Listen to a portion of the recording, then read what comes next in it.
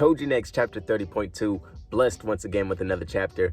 We have Chandra versus Tokio. Now, what I really appreciate about this chapter is the author does not forget that this is just a chase. Tokio is buying time. So what is displayed here, rather than powers or just fighting in general, are a range of emotions between Chandra and Tokio. And this is simultaneously displayed as their chase is going on. We see an uneasy and less confident Tokio as he is beginning to test his theory on how Chandra is locating him, which ends up being correct. As we all know, Choujin sent off a signal as they begin to use their power. In this chapter, it is officially confirmed by Tokio. This is the way Chandra always seems to be right on top of him. And on the other side, we have Chandra, beginning this chapter calm and determined to capture Tokio. As we see Tokio begin to gain that confidence from Chandra, we see the signature outrage as he reaches his boiling point while on the search for Tokio. And you could see the moment Tokio loses all confidence he has just gained in this panel, as he also starts to remember the words from Simon.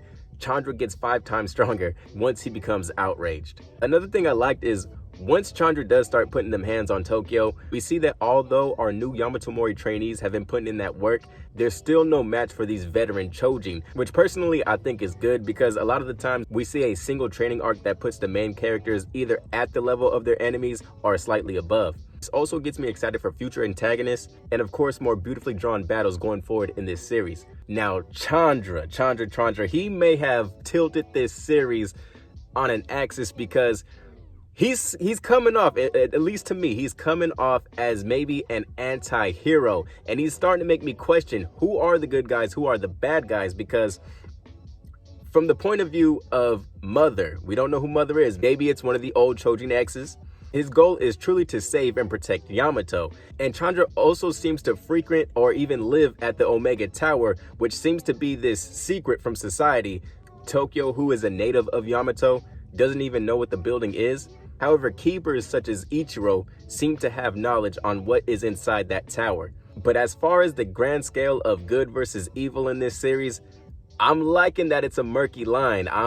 To me, if I had to guess, it's just that there's a side who's willing to do whatever it takes versus a side who's kind of like, yo, bro, we got to play by the rules. We can't just murk, slaughter, and assassinate. And maybe even within Yamato Mori, we have a Ichiro versus a Sandek situation. And a lot of information has been getting leaked to the other side. We have the Snake Choujin Nori knowing that Sandek had taken in Ellie as a trainee. And we also have the swarm of antagonists attacking the Beast Isles, which should have been a private location, or at least a private training event for our future Yamato Mori keepers.